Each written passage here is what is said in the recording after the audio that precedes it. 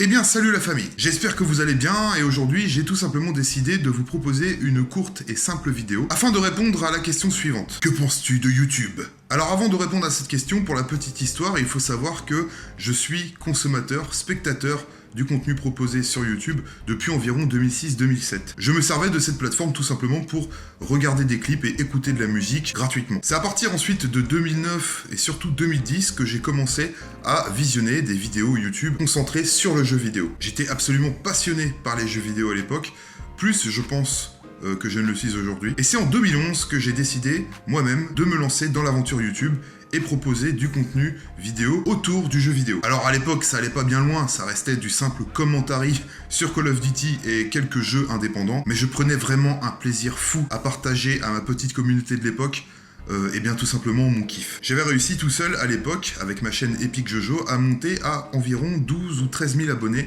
et j'étais vraiment super content et fier de moi. J'étais totalement moi-même dans mes vidéos, comme je pense l'être aujourd'hui. Ensuite, en 2013, je suis rentré dans la Advent Family, ou la A7X si vous préférez, qui était une team, une bande de potes, gérée par Diablo X9.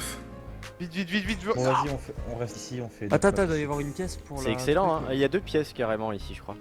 Non, Ah non, mais même pas. qu'une, Il y en a qu'une. mais...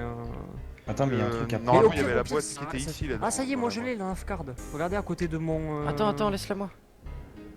2013, c'est là où YouTube a commencé réellement à changer. On a senti quand même une professionnalisation de certains YouTubeurs, l'arrivée de nouveaux contenus et le changement de la ligne, on va dire, éditoriale, entre guillemets, des vidéos justement proposées par ces YouTubeurs. Donc voilà, ça c'était un petit résumé en fait de ce qui s'est passé durant 2011, 2012 et 2013. C'est là où j'étais réellement actif, où j'étais réellement passionné, clairement, par le jeu vidéo et les vidéos de jeux vidéo. J'étais un gros consommateur, je suis toujours gros, mais moins consommateur de vidéos YouTube axées sur les jeux vidéo. Ça fait beaucoup de jeux vidéo et vidéos dans les mêmes phrases, je ne fais que de répéter ça, mais c'est normal, j'essaye vraiment de vous expliquer. Alors YouTube, il faut bien le dire, c'est indissociable des partenariats, des networks et de l'argent. Et maintenant, ça va aller très vite. Si vous voulez ma vision de YouTube, à l'heure actuelle, c'est tout simplement un bordel sans nom. Il y a énormément de YouTubeurs, amateurs comme professionnels, bien plus de contenu qu'avant. Maintenant, je crois que des YouTubeurs qui proposent des vidéos régulièrement, il y en a des millions. Alors qu'avant, il faut bien le dire, il y en avait des milliers. Donc chacun proposait son contenu plus ou moins similaire,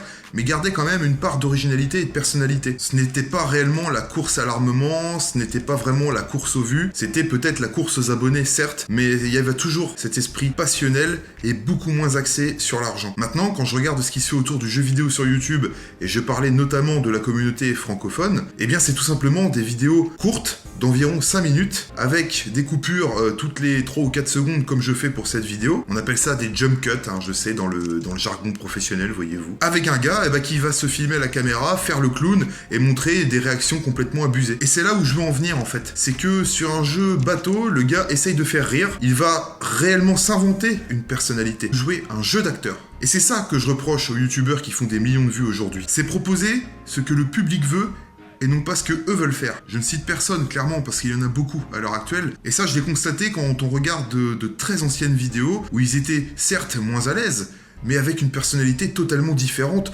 voire pas intéressante du tout. Ils n'étaient pas drôles du tout, même quand ils essayaient d'être drôles, c'était nul à chier. Maintenant, faut pas déconner, t'as l'impression que les vidéos sont complètement scriptées, on dirait une campagne de Call of Duty, tu vois. Sans parler des vidéos sponsorisées, alors je n'ai rien contre les vidéos sponsorisées. Mais par exemple, un gars qui va jouer que à Call of Duty, par exemple, ou les Sims, ou je ne sais pas, GTA 5, et ben d'un seul coup, il va faire une vidéo sur World of Tanks ou Clash of Clans. Il va prendre un plaisir fou dessus, mais on sent que c'est totalement faux, et il a été payé pour faire ça, alors qu'il n'est pas forcément fan du jeu. A contrario, eh bien quelqu'un qui est fan, par exemple, on va revenir pour un jeu tout simple, Call of Duty, il est absolument fan du jeu, il va proposer des vidéos sur le jeu, et un jour, l'éditeur lui propose une vidéo sponsorisée justement sur un Call of Duty, là je peux tout à fait comprendre, parce que le gars est passionné, le youtubeur est passionné par ces jeux-là, Call of Duty n'est qu'un exemple, et donc il va pouvoir gagner de l'argent en vous proposant une vidéo sur Call of Duty. Alors qu'à la base, c'était sa passion. Donc ça, je trouve ça absolument super. Moi, personnellement, je n'ai jamais fait de vidéo sponsorisée. Je reçois tous les jours des mails. pour faire des vidéos sponsorisées.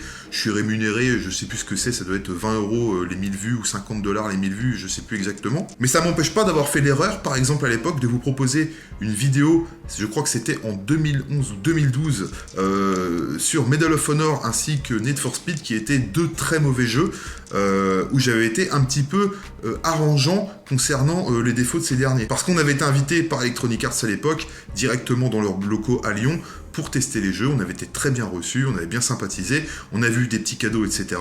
Et c'est vrai que, par ce système, tu te sentais un petit peu redevable vis-à-vis d'eux. Et c'est là justement où je suis tombé dans le piège à l'époque pour ces deux vidéos-là, qui sont toujours sur ma chaîne. Vous tapez Medal of Honor, Need for Speed, vous allez les retrouver très facilement. Mais pour certains, c'est carrément un fonds de commerce de proposer des vidéos justement sponsorisées, rémunérées, sur des jeux, la plupart du temps merdiques, pour lesquels ils n'ont aucune affinité, alors qu'ils ont en plus des chaînes avec des millions d'abonnés, qui savent que certains de ces abonnés vont probablement acheter le jeu sur une vidéo qui a été montée, arrangée, avec un humour qui va forcément faire paraître le jeu comme bon alors qu'il est dégueulasse. Donc voilà, c'est pas évident de tout résumer en une courte vidéo qui va faire moins de 20 minutes pour le coup. Et ce que je reproche au final, je crois qu'au fond de moi, c'est tout simplement la professionnalisation, tout le temps l'appât du gain et faire plaisir à une certaine partie de la communauté sans se faire plaisir à soi-même.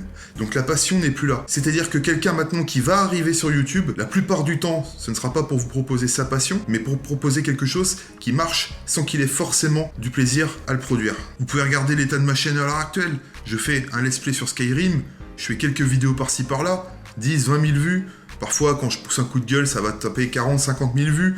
Quand j'ai fait les vidéos sur Studio Bubble Tea, forcément, avec un titre en majuscule et un sujet assez tendancieux, ça va taper plus de 300 000 vues. Mais bah voilà, je continue mes petites vidéos de jeux vidéo parce que je kiffe faire ça, je kiffe proposer ça. Je proposerai encore sur ma chaîne le contenu que j'aime faire. Après YouTube, c'est aussi merveilleux, on trouve énormément de contenu, des documentaires fabuleux, des vidéos perdues qu'on ne pensait jamais retrouver. Les dernières nouveautés musicales, je pense que là-dessus on est tous d'accord, on va tous écouter de la musique sur YouTube. Et encore des vidéos concernant les jeux vidéo qui sont absolument fabuleuses. Je pense à notre ami Naito75. Je vais pas vous faire la morale, je vais pas vous demander d'ouvrir les yeux, je vais pas dire que c'est de la merde, je ne vais pas dire que ce qui se produit à l'heure actuelle dans le jeu vidéo, pour 90% des cas c'est du caca. Mais là je parle pour moi. Je le dis honnêtement, ce qui se fait dans le milieu du jeu vidéo à l'heure actuelle, ces espèces de vidéos où tu vois un débile mental faire n'importe quoi, rigoler, crier, avec des titres putaclic genre elle m'a sucé dans la baignoire, alors qu'au final c'est un jeu de merde acheté 1 € sur je ne sais quelle plateforme merdique, et ben non, moi ça ne m'intéresse pas. Pour moi c'est une pseudo-professionnalisation gérée par des networks pourris, et c'est ça pour moi qui fait beaucoup de mal à YouTube. Alors les rageux, je vous le dis tout de suite, fermez vos gueules, là je parle en tant que spectateur. Moi, sur YouTube, je ne suis rien, mais je donne tout simplement mon avis. En tout cas, moi, je vous l'avoue honnêtement, cette espèce de YouTube dépravé et tellement insipide, je n'apprécie pas du tout. Et je ne regarde tout simplement pas. J'ai quand même été obligé de regarder pour me faire mon avis. Mais au final, ça se passe comme à la télé. On change de chaîne. Surtout quand on voit ce qu'il y a comme merde justement à la télévision. Notamment sur une chaîne qui appartient presque à un certain présentateur. Voilà, ça essaye de faire du pognon, sur du mensonge, sur des titres aguicheurs, sur des miniatures absolument honteuses. Mais bon, que voulez-vous, ça fait partie du business. YouTube tolère ça et eux ça les arrange, ils font de l'argent. Donc voilà, j'espère que j'ai été assez clair dans cette vidéo, ça a été tourné en one shot. J'ai juste fait un petit montage léger par-dessus. J'espère en tout cas que vous avez compris à peu près mon point de vue. Et je vous dis tout simplement à une prochaine, n'hésitez pas à réagir dans les commentaires. Ciao tout le monde!